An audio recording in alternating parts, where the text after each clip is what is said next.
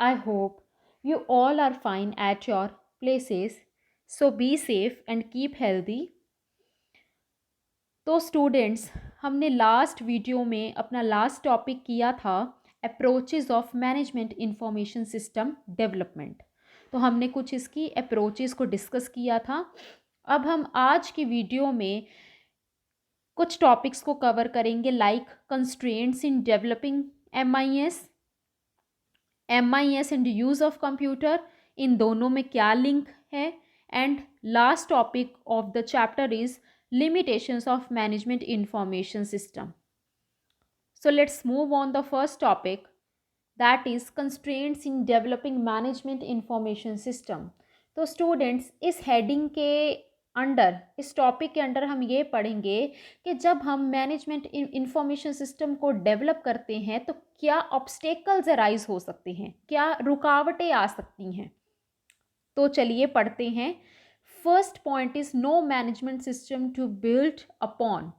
देखिए, आप कंपनी ने एक बार अपने जो मैनेजमेंट इंफॉर्मेशन सिस्टम को तो डेवलप कर लिया, लेकिन जब तक आपका मैनेजमेंट इंफॉर्मेशन सिस्टम मेंटेन और कंट्रोल नहीं रहेगा तब तक MIS को एस्टैब्लिश करने का कोई फ़ायदा नहीं होगा।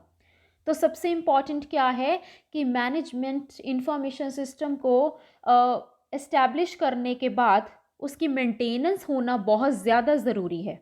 उसके मेंटेनेंस के बिना मैनेजमेंट इंफॉर्मेशन सिस्टम डेवलप हो ही नहीं सकता। सो फर्स्ट पॉइंट में ये बताया गया है। Second is no clear definition of mission and purpose.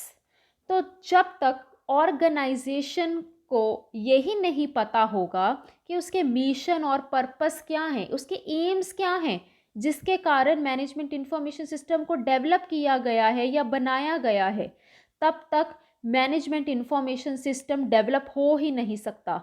तो सबसे पहले क्या होना चाहिए, आपके मिशन, पर्पस एंड ऑब्जेक्टिव्स जो हैं कंपनी के, वो एस्टैब्लिश होने चाहिए, क्लियर डिफाइन होने चाहिए, तभी मैनेजमेंट इंफॉर्मेशन सिस्टम डेवलप हो सकेगा। Third point is no objectives for the company. तो ये भी पॉइंट सेकंड पॉइंट से लिंक करता है कि जब तक कंपनी को ऑब्जेक्टिव्स के बारे में नहीं पता होगा, आपका मैनेजमेंट इंफॉर्मेशन सिस्टम डेवलप नहीं हो सकता। Fourth point is lack of management participation. अब जैसे हमने पहले कहा है कि मैनेजमेंट इंफॉर्मेशन सिस्टम में हर एक मैनेजर का, हर एक पर्सन का, जो भी एक ऑर्गेनाइजेशन में काम कर रहे हैं, उनका डेटा स्टोर होना चाहिए। लेकिन कुछ लोग आपको ऐसे मिलेंगे एक ऑर्गेनाइजेशन में जो अपने डाटा को एंटर नहीं करेंगे MIS में। तो इस तरह से क्या होता है, मैनेजमेंट का पार्टिसिपेशन में एक लैकिंग अराइज हो रही है कि आधे लोग तो कर रहे हैं अपना जो डाटा एंटर, पर आधे लोग नहीं कर पा रहे हैं। तो इसलिए तो एक MIS इंफॉर्मेशन सिस्टम को डेवलप करने के लिए हर एक मैनेजर का पार्टिसिपेशन होना बहुत ज़्यादा ज़रूरी है। तो अगर किसी एक का भी नहीं रहता तो मैनेजमेंट इंफॉर्मेशन सिस्टम डेवलप हो ही नहीं सकता कभी कंपनी का। Next is miss organisation. तो सेम पॉइंट है जो हमने लास्ट पॉइंट डिस्कस किया है। मिस ऑर्गेनाइजेशन के केसेस में भी आपका MIS सिस्टम डेवलप हो ही नहीं सकता। Next is over reliance on the consultant. Over Reliance students मतलब कि कंसल्टेंट पे ही पूरी तरह से डिपेंड हो जाना। तो अगर आप कंसल्टेंट पे, एक ऑर्गेनाइजेशन पूरी तरह से डिपेंड हो जाती है, एक कंप्यूटर ऑपरेटर पे डिपेंड हो जाती है, तब तक आपका MIS सिस्टम डेवलप नहीं हो सकता, क्योंकि MIS सिस्टम को डेवलप करने में हर एक का कंट्रीब्यूशन होना चाहिए। तो अगर किसी का भी कंट्रीब्यूशन नहीं रहता है तो इससे आपका MIS सिस्टम डेवलप हो ही नहीं सकता। Next is communication gap. अब कम्युनिकेशन गैप हर जगह बहुत बड़ी प्रॉब्लम क्रिएट करता है, क्योंकि अगर किसी को किसी की बात समझ नहीं आएगी, कोई किसी की बात सुनेगा ही नहीं, तब तक आपका एक मैनेजमेंट इंफॉर्मेशन सिस्टम डेवलप हो ही नहीं सकता। Last point is performance of की पीपल। की पीपल का मतलब है यहाँ इम्पॉर्टेंट पीपल। तो एक ऑर्गेनाइजेशन में हर एक मैनेजर बहुत ज़्यादा इम्पॉर्टेंट है और हर एक का डाटा रिकॉर्ड होना ज़रूरी है। तो अगर किसी की परफॉर्मेंस में कमी आती है तो MIS सिस्टम कभी डेवलप हो ही नहीं सकता। तो ये कुछ पॉइंट्स डिस्कस किए गए हैं constraints in developing management information system में। Now let's move on the second topic, that is management information system and use of computer। तो हम ये इसमें ये पढ़ेंगे कि MIS सिस्टम और कंप्यूटर में क्या लिंक मेंटेन किया गया है। First point is expanding scope for using information system. देखिए मैनेजमेंट इंफॉर्मेशन सिस्टम की वजह से जो आपका इंफॉर्मेशन सिस्टम है, जो आपका कंप्यूटर नेटवर्क है, उसका स्कोप क्या हो गया है, एक्सपैंड हो गया है। तो जब तक आपके पास कंप्यूटर नहीं होगा, जब तक आपके पास हार्डवेयर नहीं होगा, आप MIS सिस्टम को यूज़ नहीं कर सकते। तो फर्स्ट पॉइंट में ये डिस्कस किया गया है। Enhancing speed of processing and retrieval. अब MIS सिस्टम की जो स्पीड है वो बहुत ज़्यादा फास्ट होती है, तो उसके कारण आपकी जो प्रोसेसिंग है और आप जो डाटा को वापस ले सकते हो उसकी स्पीड भी एनहेंस हो रही है, क्योंकि आप मैनेजमेंट इंफॉर्मेशन सिस्टम को यूज़ कर रहे हो। Third is widening the scope of analysis. आपके जो आप जो एनालाइज कर रहे हो उसका स्कोप भी वाइडन हो रहा है। किसकी वजह से, मैनेजमेंट इंफॉर्मेशन सिस्टम की वजह से। Fourth point is increasing complexity of system design and operation. आपके सिस्टम में कितने सारे सॉफ्टवेयर्स होते हैं जो कि आप एक सॉफ्टवेयर को अपडेट करने में बहुत ज़्यादा हेल्पफुल हैं, एक सॉफ्टवेयर को डिज़ाइन करने में बहुत ज़्यादा हेल्पफुल हैं। तो MIS सिस्टम उसकी कम्प्लेक्सिटी भी इंक्रीज़ करने में बहुत ज़्यादा हेल्पफुल साबित हो रहा है। Next is integrating different information सब system.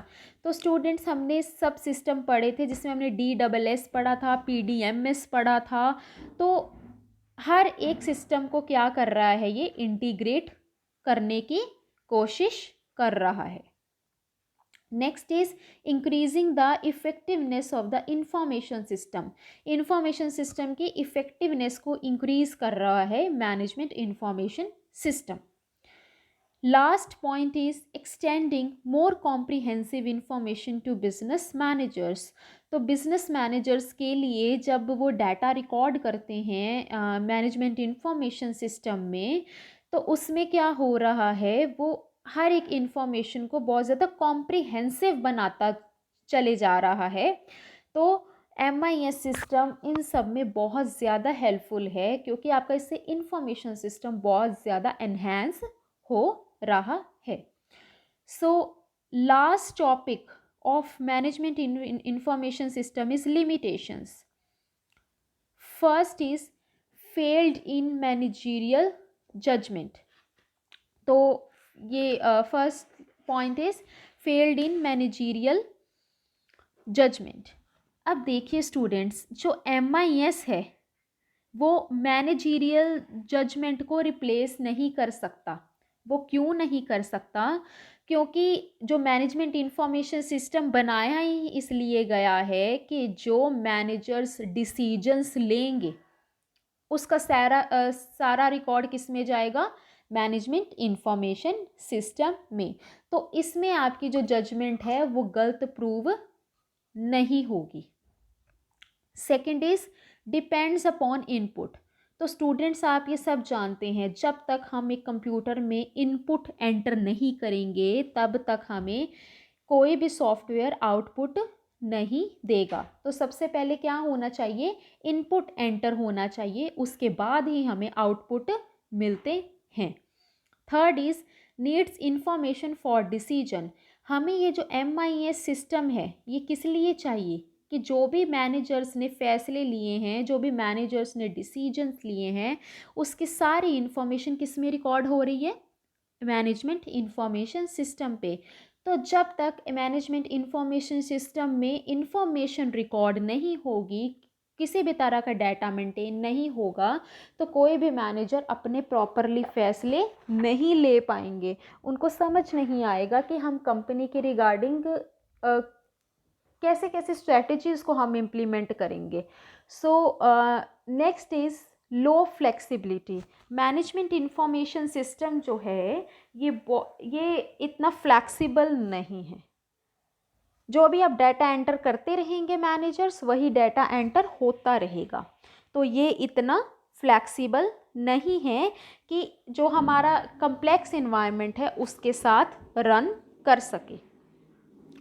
Next is decision making on quantitative factors. इसमें सिर्फ जो डिसीजन है वो सिर्फ क्वांटिटेटिव फैक्टर्स के ही ऊपर ही डिपेंड है कि जैसा आप इनपुट डाल दोगे उसी के अकॉर्डिंग मैनेजमेंट इंफॉर्मेशन सिस्टम आपका रन करना शुरू हो जाएगा।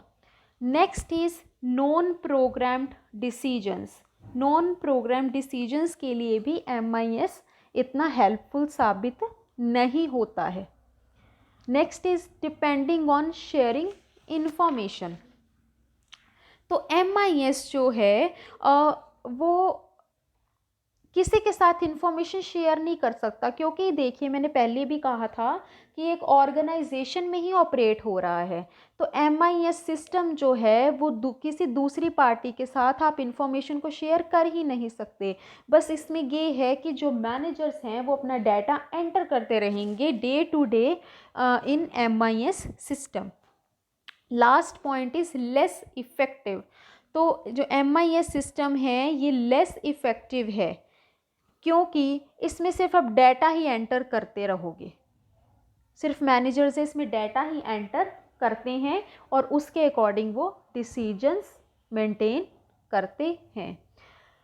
सो स्टूडेंट्स, आपका ये चैप्टर ओवर हो चुका है, हमने फिनिश कर लिया है ये चैप्टर। तो हम नेक्स्ट वीडियो में अपने नेक्स्ट चैप्टर को डिस्कस करेंगे।